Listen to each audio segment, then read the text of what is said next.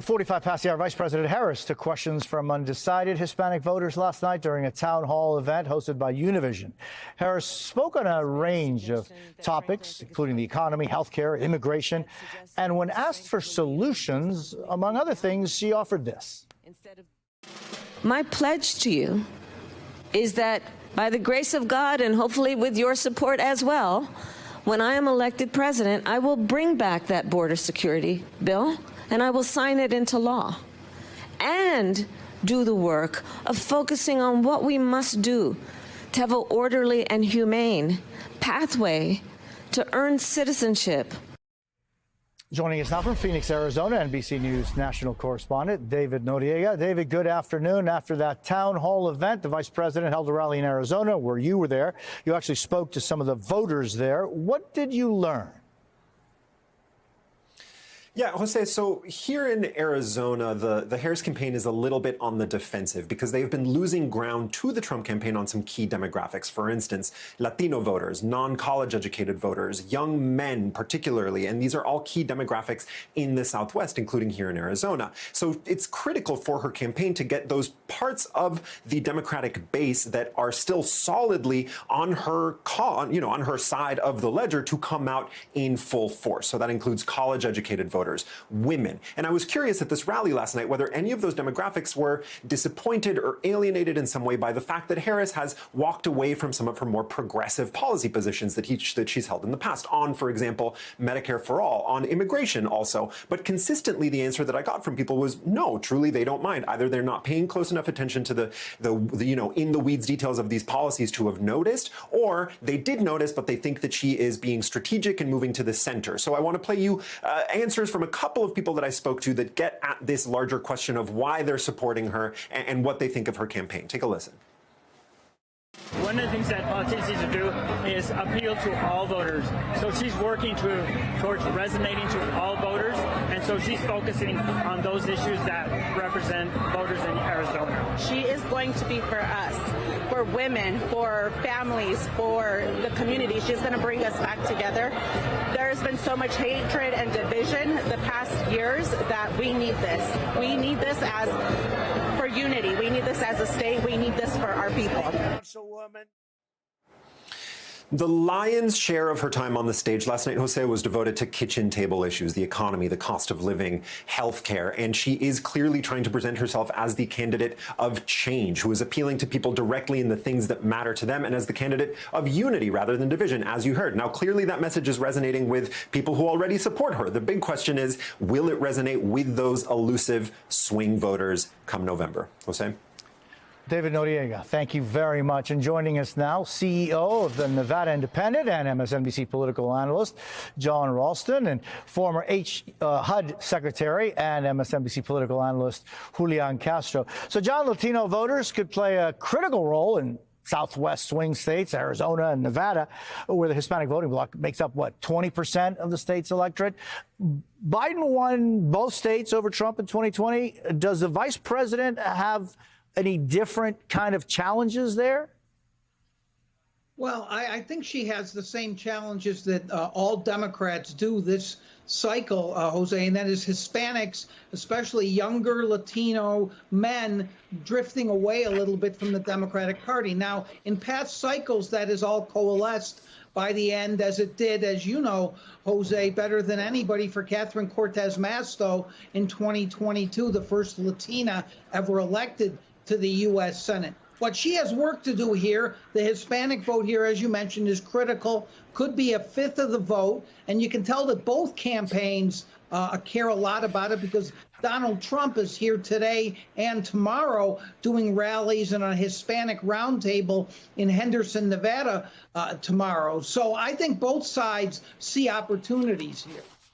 John, the polls were wrong again, and the Cortez Masto is a perfect example of how all the polling seemed to show that she was in deep, deep trouble and even underwater in a lot of those polls, and yet she came out pretty solidly. What do you see when you see these polls that are showing, +1, +2 in some places?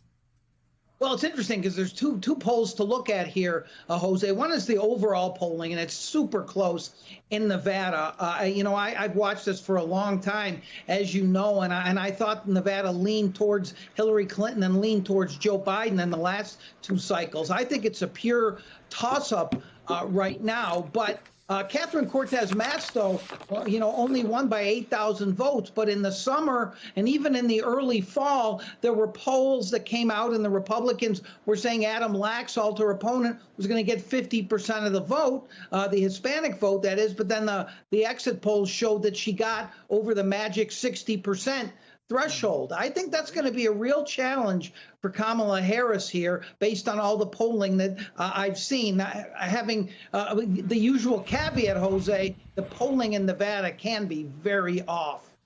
And there's no one better than you on this, John.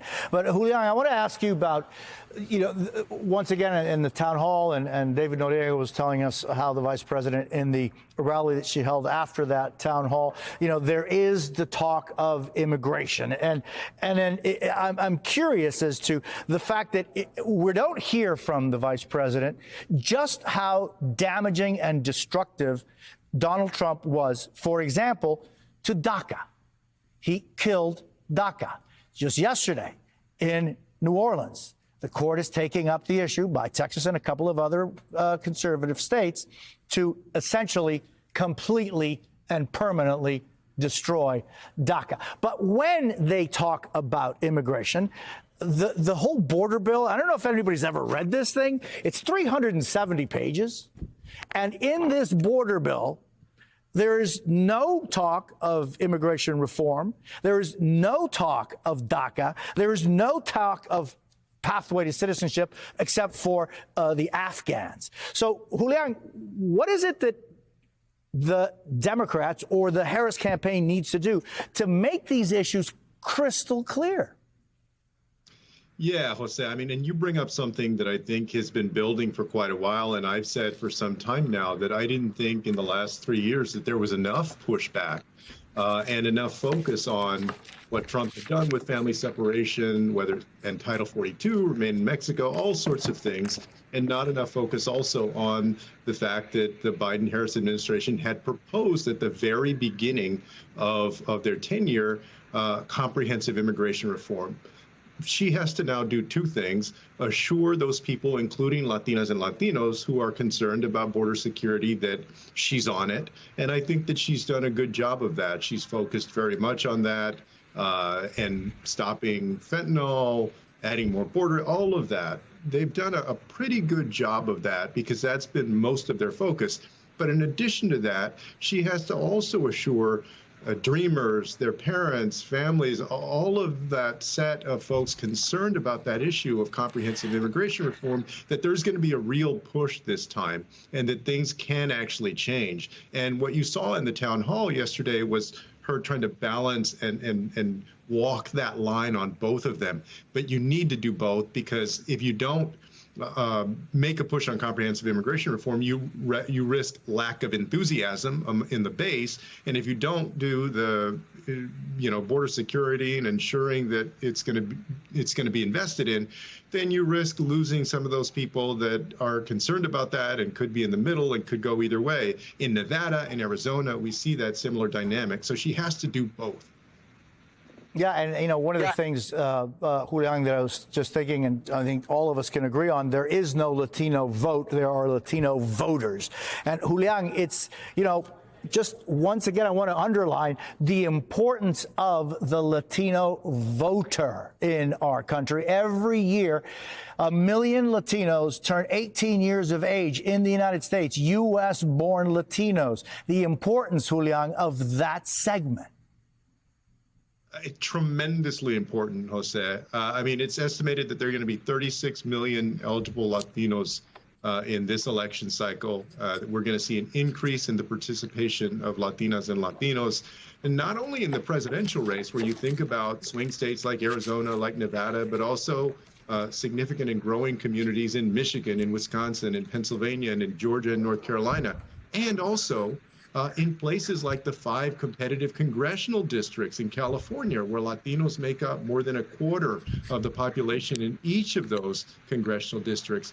The Latino vote is going to be, in many places, a huge, if not determinative, factor in who wins control of the House and the presidency.